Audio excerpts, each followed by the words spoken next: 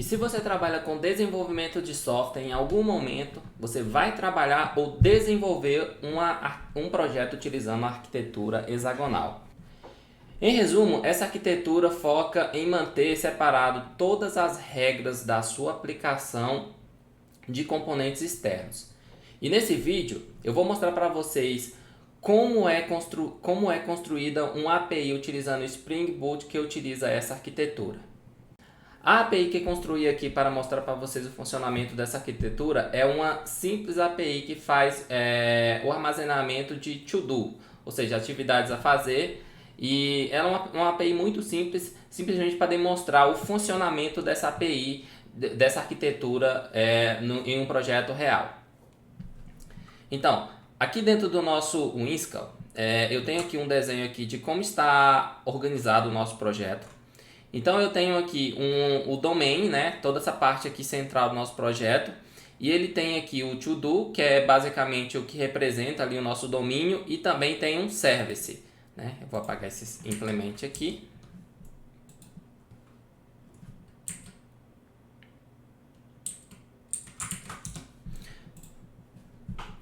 E então, aqui dentro desse aqui é o nosso domínio e aqui está o nosso serviço que são responsável pela nossa regra de negócio. E eu tenho aqui ainda duas portas. Uma primeira porta para entrada para o nosso serviço, que é o To-Do Service Port. E eu tenho aqui uma porta de saída, que é o To-Do Repository Port. De componentes externos aqui na nossa API, eu tenho aqui a nossa camada de controle, que é a camada que vai ser responsável por receber as nossas informações via API. E eu também aqui como saída, eu tenho a porta To-Do Repository, que vai ser a camada responsável por fazer a chamada para um componente responsável por fazer a conexão com o nosso banco de dados, que nessa aplicação aqui que nós estamos utilizando é o banco de dados H2. Então o fluxo ele funciona da seguinte forma: nós iremos receber os valores via API, a nossa API através da porta To-Do Repository, To-Do Service Port, vai chamar o nosso serviço que está dentro aqui do nosso core da nossa aplicação. Esse nosso serviço aplicará N regras de negócio e ele, por exemplo, chamará aqui o nosso To-Do Repository Port, que vai ser responsável por chamar o To-Do Repository, que vai inserir esses valores no banco de dados ou buscar, dependendo aqui do tipo de chamada que nós recebemos. Se nós queremos cadastrar, ele irá chamar o repository e fazer a inserção desses dados no banco de dados. E se ele quiser recuperar, ele simplesmente vai chamar e vai recuperar, aplicar e devolver aqui para a nossa API que fez a chamada. Bom, então vamos lá ao nosso código. Aqui no nosso projeto, eu tenho uma aplicação construída aqui com o Spring Boot. E dentro aqui do SRC, nós temos aqui dentro de main, eu tenho main Java, eu tenho aqui o nosso pacote principal e dentro desse pacote eu dividi em três subpacotes aqui. Tem o adapter, o domain e infra. Dentro do nosso pacote adapter, ele vai ser responsável por fazer todas as nossas conexões, nossos componentes externos, né? Dentro do nosso domain é o core da nossa aplicação e aqui também tem o infra que também está externo ao nosso domain, né? Que também será responsável por algumas configurações de infraestrutura que nós precisamos. Nesse caso aqui eu criei para uma configuração específica, eu vou mostrar para vocês um pouco mais à frente. Mas vamos aqui dentro do nosso domain. Dentro do nosso domain, eu tenho mais três pacotes aqui. Eu tenho o pacote port, né, que são responsáveis por todas essas portas aqui, que vai ser responsável por essas classes, né, de apoio que serão as nossas portas de entrada e de saída. E eu também tenho aqui o service, que é o pacote onde tem o To-Do Service, que é responsável por a nossa regra de negócio. Aqui também eu tenho o nosso domínio, né, que é o To-Do. E esse to-do basicamente ele tem um ID, tem a descrição do to-do, da task, e ele também tem um bullet que representa se ele foi feito ou não.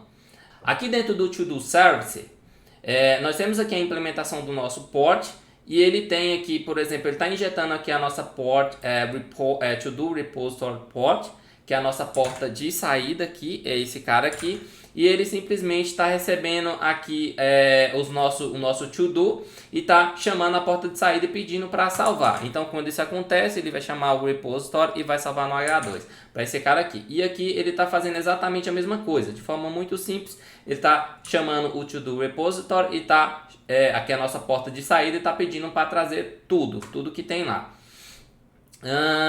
Aqui também, dentro do nosso pacote ports, nós temos o to-do repository port e o to-do service port, que basicamente são esses dois, nossas duas portas de saída aqui, que são uma interface. Bom, só voltando um pouquinho a mais aqui dentro do to-do service, uma coisa que você pode ver aqui que é importante é que ele não tem nenhuma dependência com componentes externos. Então tudo que está aqui, né, tudo que está dentro desse pacote domain aqui, se você observar, ele não tem nenhuma dependência externa, nem da biblioteca, nem do framework que a gente está utilizando, que é o Spring.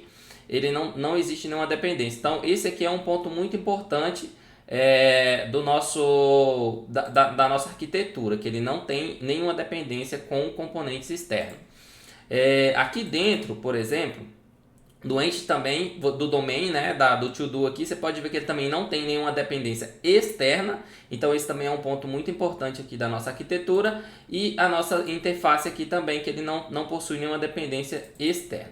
Bom, agora aqui fora do nosso projeto, eu tenho aqui o nosso controller, né, que vai ser o cara que vai ser responsável por receber esses dados de uma API ou de um cliente, né? No caso, ele é a API que vai receber esse dado de um cliente. E basicamente, quando ele recebe esses dados, ele chama aqui o to-do service port, que é esse cara aqui, né? E ele pede para salvar esses dados no banco de dados. Então, quando ele chama esse to-do service port, esse cara vai chamar aqui o to-do service dentro, que vai aplicar a N regra aqui. Nesse caso a gente não tem muita regra, e ele faz a chamada externa para fora, que vai pedir para salvar isso no banco de dados. Beleza. Se nós for aqui também ainda fora, dentro de adapter, né? Então, se a gente observar aqui uma coisa dentro desse controller, é que esse cara, ele já possui dependências externas. Então, ele está dependendo aqui do nosso framework, do Spring, e também ele está dependendo aqui do Lombok, que é uma biblioteca de boilerplate que a gente utiliza para poder criar, minimizar, né, deixar o código Java menos verboso. Aqui dentro também ainda do adapter nós temos a nossa entidade. Então você pode observar que aqui dentro do nosso domain, a gente tem o to-do, que ele não tem dependência externa, né? E por fora a gente tem também o objeto que é a nossa entidade, né? Que representa ali o nosso objeto de banco de dados. Então também ele também pode, como ele está fora aqui do nosso core, né? Ele também tem aqui dependência com o Lombok, com o JPA. E ele não tem problema ele ter dependência, porque ele está fora do nosso core ali, onde vai ficar centralizada a nossa regra de negócio. Aí também temos outro pacote aqui, que é o repository, que tem uma interface aqui padrão, utilizando aqui o repository que extende JPA repository, que basicamente você tem que passar a entidade e o ID, né, para poder ele, digamos que fazer a sua mapeamento ali com o banco de dados, né, com a tabela no banco de dados. E eu tenho aqui o to-do repository adapter, que vai ser o cara que vai ser responsável por chamar o nosso banco de dados, que também é um componente externo. Então ele tem aqui dependência tanto do Spring Framework quanto do Lombok. E esse cara aqui, basicamente o que ele faz ele recebe aqui, por exemplo, esse cara aqui, né, ele está aqui já fora aqui. E ele recebe aqui os dados, né? E faz aqui, primeiramente ele mapeia aqui, né? Ou basicamente ele pega aquela classe de domínio que ele está recebendo, né? Quando esse cara aqui chama, ele passa uma classe de domínio e ele converte para uma entidade, faz a inserção no banco de dados, depois ele converte de volta para o domínio para poder devolver para quem chamou. E também tem aqui o to-do, o find all, que basicamente recupera tudo. Uma das coisas que eu posso mostrar importante para esse projeto para vocês aqui é que ele tem a conexão com H2. Então, se você vir aqui em Resource, Application Properties, você tem aqui todas as configurações com o banco de dados H2. Basicamente, ele está habilitando H2. configuração de senha e também pede para mostrar aqui o SQL que está sendo gerado. Bom, voltando aqui. Bom, então é isso aqui. A gente pode ver que o nosso projeto ele é totalmente está utilizando a arquitetura hexagonal e isso faz com que o nosso projeto ele seja totalmente independente de bibliotecas externas. Então facilita ali a manutenção, o desenvolvimento de testes, entre outros benefícios que essa arquitetura traz para nós ao utilizá-la. Bom, agora eu vou mostrar para vocês essa aplicação funcionando, né? Então vou startar aqui a nossa aplicação.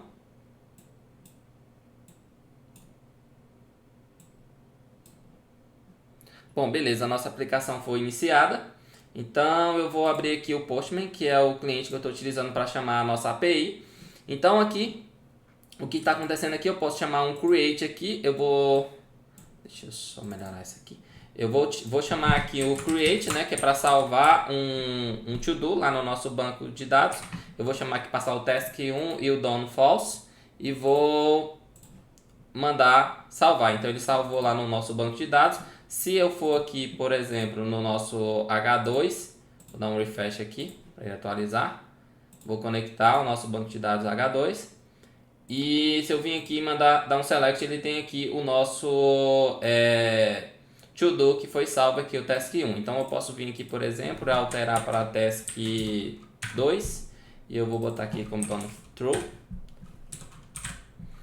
e vou mandar inserir novamente.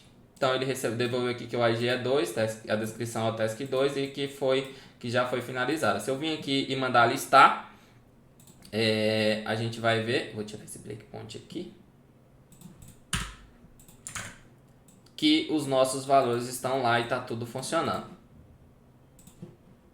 E se eu vim aqui voltar aqui e selecionar, os nossos valores estão aqui no nosso banco de dados H2. Bom, e se você gostou desse conteúdo, achou interessante, deixa o seu comentário para que eu possa entender que esse vídeo foi útil para você e possa trazer mais desse tipo de conteúdo aqui para o canal. Muito obrigado e um grande abraço.